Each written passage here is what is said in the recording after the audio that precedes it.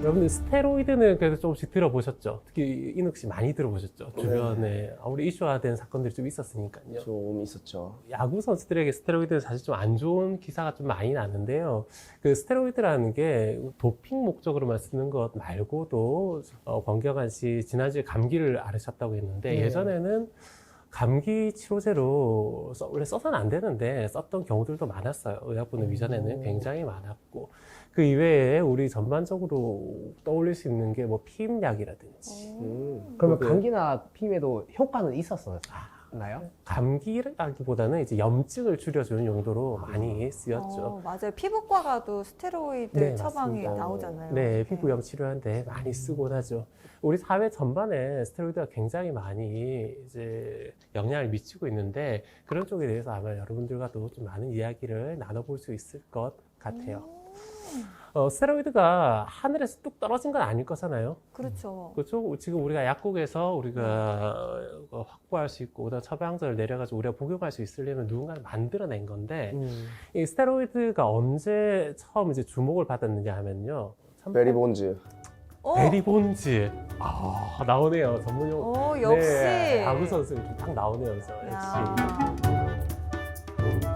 네, 베리본즈는 사실 우리 뭐 야구 선수 아니다. 야구에 관심 없는 사람들도 일반인들도 한 번씩 들어봤을 만한 그런 전설적인 존재죠. 근데 그거보다 조금 더 시계를 앞으로 돌려가지고 프랑스 에펠탑이 올라가던 1889년까지 거슬러 갑니다. 그때 프랑스의 한 생리학자가 72세. 굉장히 그 당시 나이로 쳐도 꽤 많은 나이겠죠, 그죠? 한 생리학자가 어떤 실험을 했냐면요, 좀 엽기적인 실험을 해요. 개의 고환을 추출을 하는 거예요. 정액을 추출을 해요. 여기서부터 약간 좀 엽기적이죠? 네. 그 다음 개의 고환에서 혈액을 추출합니다. 그 다음 또 뭘 하냐면은 그 개의 고환을 잘라내요. 물리적 거세라는 거예요. 어머. 물리적 거세를 마취는 하고요. 마취를 그 당시에 쓸 수 있는 마취제라는 게 굉장히 좀 열악했거든요. 아팠겠다. 걔는 굉장히 힘들었을 내가 다 거예요. 아프네. 그 당시에 실험 윤리적 어떤 지침 같은 게 굉장히 열악했거든요. 그래가지고 그런 식으로 좀 조잡하게 실험을 해가지고 그것들을 갈아가지고 추출했어요. 갈아가지고 추출했어요. 뭐 했으려고요, 도대체? 왜 그걸 했을까요? 네, 엽기적인데요. 네, 굉장히 엽기적이죠. 네. 근데 그 전까지 그런 실험 결과들이 조금 있었어요. 어떤 동물의 고환에서 나오는 물질이 사람을 좀 젊게 한다, 회춘시킨다라는 그런 결과들이 좀 있었어요. 그러면 실제로 근거가 있는 거야? 사람보다는 동물 관련 실험을 좀 했었어요. 동물이 좀 활기를 되찾는다든지 그런 결과들이 조금씩 나오는 거예요. 그러면서 이제 이거를 사람한테 하고 싶은데 그럴 정도까지 수준은 안 됐었거든요. 1800년대 말에. 그런데 이 프랑스의 72세 생리학자 이름은 샤를 에두아르도 브라운셰카드라고 하는 이 사람이 그런 실험을 합니다. 그러면서 이 추출물을 1cc를 뽑아가지고 다른 개체한테 주입을 해요. 그 다른 개체가 누굴까요? 설마. 설마 자기 자신이죠.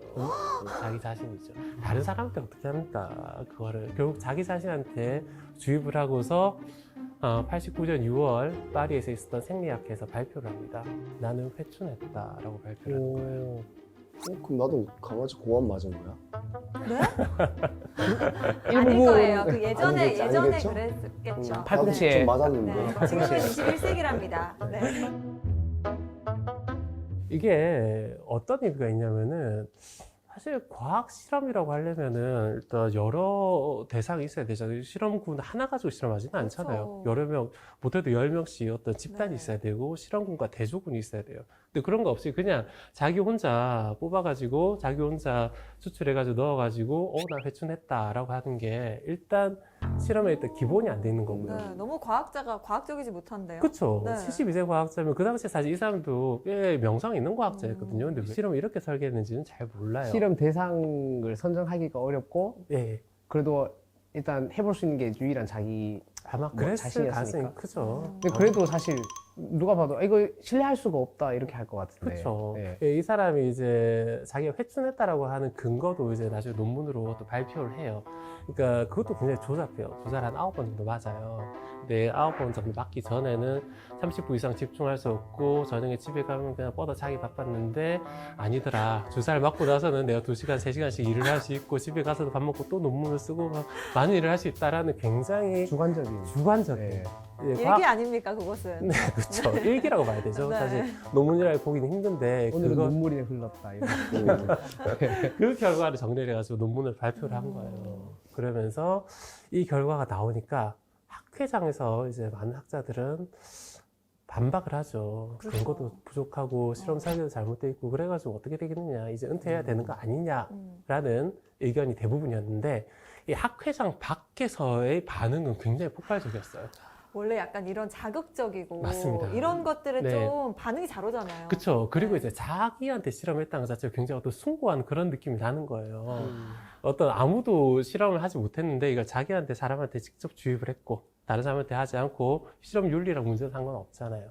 그리고 회춘했다라는 게 굉장히 오래전부터 사람들이 정말 맞습니다. 기본적인 욕망이잖아요. 그렇죠. 뭐 진시황의 불로초부터 해가지고 미라는 다시 영생할 수 있을 거라, 환생할 수 있을 거라 믿었고 피터팬, 웬디 뭐 나이 들지 않는 그런 데 대한 어떤 욕망이 있잖아요. 근데 그거 다 실패했는데 그 열쇠가 뭐 집 앞에 있던 개 혹은 기니피그에 있던 고 안에 있다는 거예요. 바로 옆에 찾을 수 있다는 거니까 한번 좀 실험해보기 좋잖아요. 불로불사의 비밀이 네, 들어있다. 그러니까요. 약간 그런 느낌. 네. 그러니까 이 정말 어디서나 찾을 수 있는 또 마치 파랑새가 집 앞에 있는 것처럼 어디서나 찾을 수 있는 답이 있구나라는 생각을 하니까 사람들이 이제 폭발적으로 반응을 합니다. 이제 학계와 일반 산업계의 약간 차이라고 볼 수 있죠. 그러면서 많은 사람들이 이 영약이라고 이름을 붙였어요. 영어로는 엘릭시르라고 부르는데 브라운 시카드의 엘릭시르를 판매를 하기 시작합니다. 판매요? 판매까지 합니다. 브라운 시카드 집 앞에 가가지고 어머. 제조법을 물어보고 그러면서 그렇게 광고까지 해가지고 1800년대 말에 판매를 시작을 합니다. 잘 팔렸을 것 같은데. 10,000병 이상 팔렸어요. 와. 그래서 그러니까 기록된 것만 10,000병 이상 팔렸고 그때 사갔던 사람들 중에 꽤 유명한 사람도 있어요.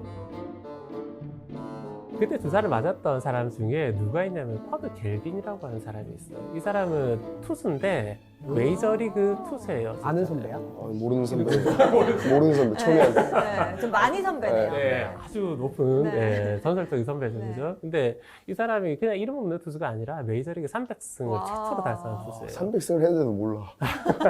아니, 300승 달성한 사람, 뭐 최근에 랜디 존슨이나 뭐 그런 사람이나 알지. 100년 전 사람들 잘 모르잖아요. 근데 이 사람은 자기 전성기가 지나고 나서 300승을 하고 나서 그 이듬해 좀 확 꺾이거든요. 기세가. 그러면서 다시 또 기력을 회복하기 위해서 1889년에 대서양 건너 파리에서 이제 이런 일이 있었다는 걸 듣고 바로 그거를 주문해가 주사까지 맞아요. 와. 그러니까 이 사람은 이제 그거를 막 자랑하는 거예요. 나 야구를 잘하기 위해서 이런 것도 해봤다. 야구 선수들끼리 막 그런 이야기를 하잖아요.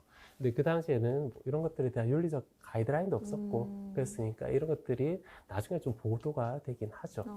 자, 그러면 이 사람이 이제 실력이 올라갔을까? 그게 궁금합니다. 그쵸? 네. 전혀 안 올라가요. 전혀 안 올라가요. 브라운 시카드는 왜 젊어졌다고 했을까? 이런 것도 이제 위약 효과라고 부르죠. 아, 플라시보. 플라시보. 그렇죠. 그냥 맞으면 왠지 젊어진 같은 그런 느낌이 드니까. 맞아. 예, 심리적인. 예, 정말 심리적인 심리적인 그런 변화이지 않았을까라고 네. 생각을 하고 있고, 그러면서 이제 실제로 과학적인 근거는 좀 부족하다고 보는 것이죠. 마치 생선 눈알 그거 먹으면 눈 좋아질 거야 하면서 맞아. 엄마가 맞아.